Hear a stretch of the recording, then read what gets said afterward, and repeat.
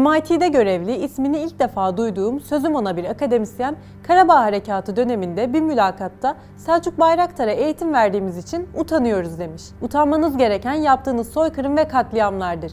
Biz topraklarımızı geri aldık. Bundan da ancak gurur duyarız. Selçuk Bayraktar bu tweet'i kozmolog Max Tegmark'ın ilginç açıklamasına cevaben attı. Peki neydi bu açıklama? Kısaca özetlemek gerekirse Tegmark, otonom sistemlerin tehlike oluşturacağını ve bu yüzden yapay zekaya sahip silahların yasaklanması gerektiğini söylüyordu. Türkiye'nin de uzun süredir yapay zekalı sistemleri kullandığını ve bunun insanlık için tehlikeli olduğunu vurguladı. Bu yüzden de Selçuk Bayraktar'a verilen eğitimden utanmış olmalı. Görünen o ki duyarlı Profesör Max Tegmark, bilimsel çalışmalarla katkı sağladığı ülkesinin insanlık hakları konusunda çok temiz bir geçmişe sahip olduğunu düşünüyor. Öyle mi gerçekten? Bu sorunun cevabı için takvimde biraz geriye gideceğim.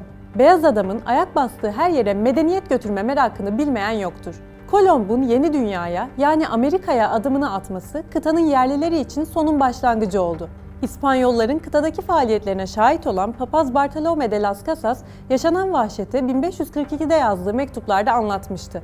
Yerli yerleşim bölgelerine zorla girerek küçük çocuklar, yaşlı erkekler, hamile kadınlar, hatta yeni doğum yapmış kadınlar dahi karşılarına çıkan herkesi katlettiler. Bir adamı tek bir darbede ikiye bölüp bölemeyeceklerine ya da bir kişinin başını gövdesinden ayırıp ayıramayacaklarına dair bahse girdiler. Bazen de insanların üzerine köpek saldıklarına, yerlilerin bu şekilde paramparça edildiğine, çok sayıda ev ve yerleşim merkezini yaktıklarına şahit oldum. Papazın mektuplarından da anlayacağımız gibi olaylar hiç de Pocahontas'ın çizgi filminde anlatıldığı gibi sevgi ve dostluk üzerine kurulu değildi. Hatta ABD'nin günümüzde kutladığı Şükran Günü'nün temeli bile kıtanın yerlilerine uygulanan katliamlara dayanıyor. Pilgrim Fathers olarak da bilinen, sömürgecilerin kıtadaki ilk kolonileri kuran atalarının geleneksel bir kutlamada toplanan 700 yerliyi katletmeleri yıllardır Şükran Günü olarak kutlanıyor. Beyaz adamın medenileştirme faaliyetleri Kızılderililerle sınırlı kalmadı. Kolonileşmenin yoğunlaştığı bölgelerde iş gücüne ihtiyaç vardı. Kendilerine boyun eğmeyi reddeden Kızılderilileri de katlettiklerine göre iş gücünü sömürgeleştirdikleri bir diğer kıtadan yani Afrika'dan sağlamalıydılar. Topraklarından koparılan milyonlarca siyahiyi köleleştirdiler. Birçoğu daha yeni dünyaya ayak basamadan gemilerdeki kötü koşullarda hayatlarını kaybetti. Geri kalanı ise insani koşullardan uzak bir hayata mahkum edildi. Ayrıca tüm bunları gerçekleştirirken Max Tegmark'ı utandıran İHA teknolojisine de sahip değillerdi. Gelelim daha yakın bir tarihe. İkinci Dünya Savaşı sırasında ilerleyen teknoloji ve nükleer gelişmeler sonucunda üretilen atom bombası ABD tarafından Japonya'ya atıldı. 6 Ağustos'ta Hiroşima, 9 Ağustos'ta ise Nagasaki üzerinden atılan bombalar yaklaşık 140 bin kişinin ölümüne neden oldu. Olay anında kurtulanlar veya şehre yardım götürenlerse bomba sonrası oluşan radyoaktif yağmura maruz kalarak hayatlarını kaybetti. Bomba ilerleyen dönemlerde kansere ve çeşitli radyasyon hastalıklarına sebep oldu.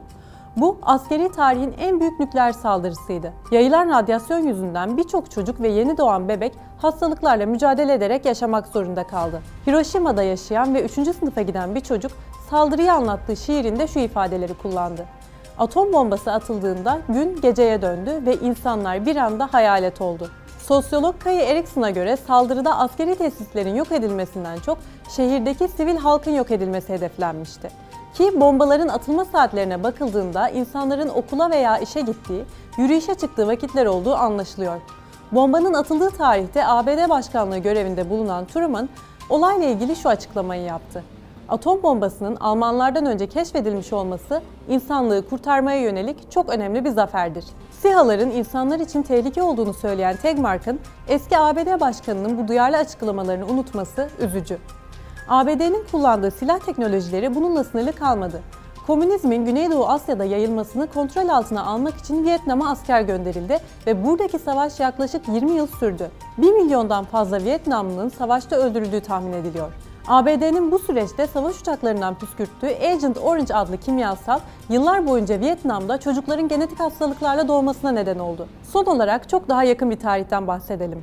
2003 Irak Savaşı. Asya'dan sonra dikkatini Orta Doğu'ya çeviren ABD'nin bölgedeki faaliyetleri 11 Eylül olaylarından sonra yoğunlaştı. ABD'nin 2003 yılında Irak'ı işgalinin başlangıcından itibaren ayaklanma ve iç savaş boyunca 1 milyondan fazla kişinin öldüğü tahmin ediliyor. ABD ordusunun Ebu Ghraib cezaevinde Iraklılara yönelik psikolojik ve fiziksel işkenceleri tüm dünyanın gözleri önünde gerçekleşti. Tüm bunları yaparken de düzeni sağlamaya, bölgeye demokrasi ve özgürlük getirmeye gittiklerini iddia ettiler. Anlayacağınız insanlık için endişelendiğini öne sürerek Selçuk Bayraktar'ın İHA'larını tehlikeli bulan MIT profesörü, ABD'nin tarih boyunca sebep olduğu yıkımları ve travmaları pek bilmiyor gibi görünüyor. Umarız hobi olarak tarih kitaplarını biraz olsun karıştırır.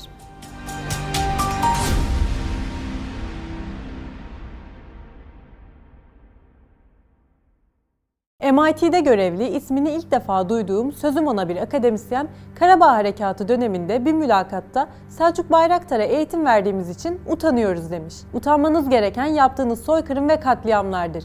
Biz topraklarımızı geri aldık. Bundan da ancak gurur duyarız.